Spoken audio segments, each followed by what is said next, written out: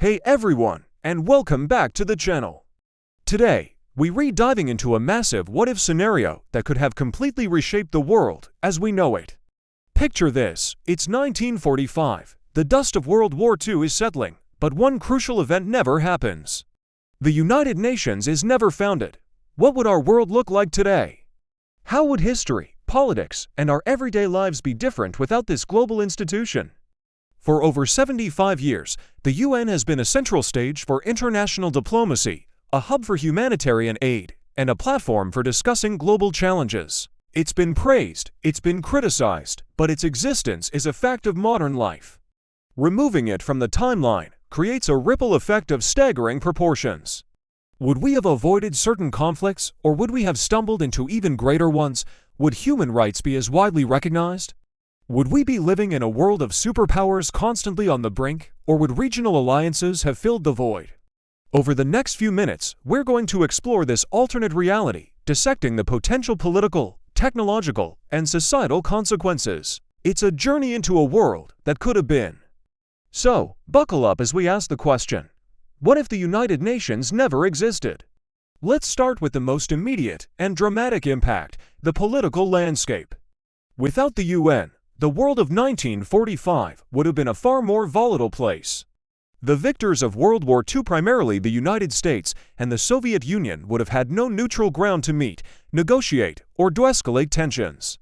The Security Council, for all its flaws and vetoes, provides a critical pressure release valve. Without it, the early years of the Cold War might have been even colder and potentially hotter. Direct confrontations, like the Cuban Missile Crisis, might have escalated without that backchannel for dialogue. The very concept of international law would be fundamentally weaker. The UN Charter established principles like national sovereignty and the prohibition of aggressive war. Without it, the might makes right doctrine could have remained the dominant global philosophy. We might have seen a world with more frequent annexations and invasions, as stronger nations impose their will on weaker ones without a global body to condemn them or organize a collective response. Furthermore, the process of decolonization could have been far bloodier and more chaotic. The UN provided a platform for emerging nations to voice their aspirations for independence and gain international legitimacy. Without it, independence movements would have had fewer diplomatic tools, potentially leading to more prolonged and violent struggles against colonial powers. Instead of a global community, we might see a world fractured into heavily armed, competing blocs. Think of it like a global version of the pre-World War I European alliance system, but with nuclear weapons in the mix. Regional powers like a unified Europe, or perhaps a non-aligned movement, might have become much stronger out of necessity, forming tight-knit alliances for mutual defense. The world map might look very different, with borders constantly shifting based on the raw balance of power, rather than internationally recognized agreements. The idea of global governance would be a fantasy, replaced by a raw, unfiltered power struggle on a planetary scale. Now, let's shift our focus to the realm of science and technology. The UN, through its various agencies, has played a surprisingly significant role in fostering global scientific collaboration. Think of the World Health Organization, or WHO. Without it, the global response to pandemics like smallpox, polio, or even more recent outbreaks like COVID-19 would have been fragmented and far less effective. The sharing of data, research, and medical supplies, which we often take for granted, would depend on individual treaties between nations. This could mean life-saving vaccines and treatments might be developed, but remain locked within the borders of the inventing country, used as a tool of diplomatic leverage rather than a global public good. The eradication of diseases would be a near-impossible task. Beyond health, consider agencies like the International Atomic Energy Agency, the IAEA. Its role in monitoring nuclear technology and preventing proliferation has been crucial. In a world without the UN, the spread of nuclear weapons could have been much more rapid. Nations might have pursued nuclear capabilities more aggressively, viewing them as the ultimate guarantee of their own security in a lawless world.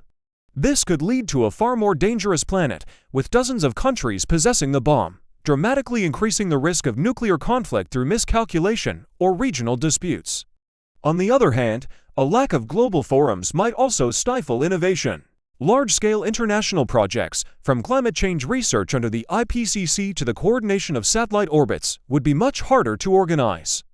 While competition can drive progress, the lack of collaboration on big-picture challenges could mean we'd be decades behind in our understanding of climate change, space exploration, and other fields that benefit from shared global effort.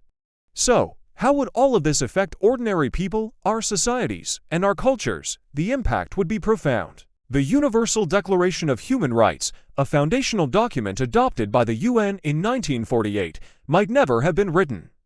This declaration set a common standard for the rights and freedoms of all people, everywhere.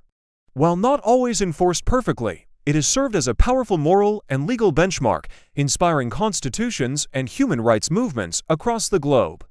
Without it, the very idea of universal human rights could be a fringe concept. Notions of women's rights, minority rights, and the rights of children, championed by agencies like UNICEF and UN Women, would have had a much weaker international platform. Progress in these areas would be slower and more uneven, heavily dependent on the domestic politics of individual nations. Culturally, our world might be less interconnected. The UN and its cultural arm, UNESCO, have worked to protect World Heritage Sites, from the pyramids of Egypt to the Great Wall of China, recognizing them as the shared heritage of all humanity. Without this protection, many of these sites could have been neglected, damaged, or destroyed during conflicts. The free flow of ideas, art, and people might also be more restricted. The blue helmets of UN peacekeepers, a symbol of international intervention, would be absent. In their place, humanitarian crises, famines, and refugee situations would be dealt with on an ad hoc basis, likely by individual powerful nations pursuing their own interests. The concept of global citizenship would be replaced by a much stronger, more defensive nationalism. We might see a world where people are less aware of, and perhaps less empathetic to, the struggles of those in other countries, as the institutional links that connect us would simply not exist. Let's zoom out and consider the long-term global consequences. A world without the UN would likely be more unequal and less stable. The gap between the haves and the have-nots would be even wider.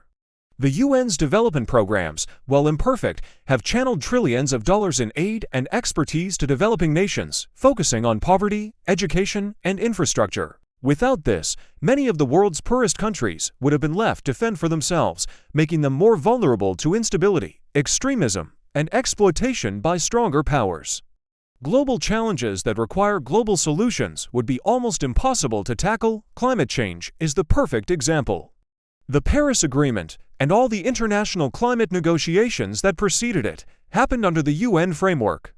Without it, how could you possibly get nearly 200 countries to agree on coordinated action to reduce emissions? It's hard enough with the UN. Without it, it would be a chaotic free-for-all, with each nation prioritizing its own short-term economic interests. The health of our oceans, the stability of our atmosphere, the preservation of biodiversity, all these would suffer from a lack of coordinated global stewardship. Our planet would be a collection of isolated islands, each dealing with the symptoms of global problems without the ability to address the root causes. So, what are we left with in this alternate timeline? We have a world that is likely more fractured, more dangerous, and more unequal. A world where raw power, not international law, dictates global affairs.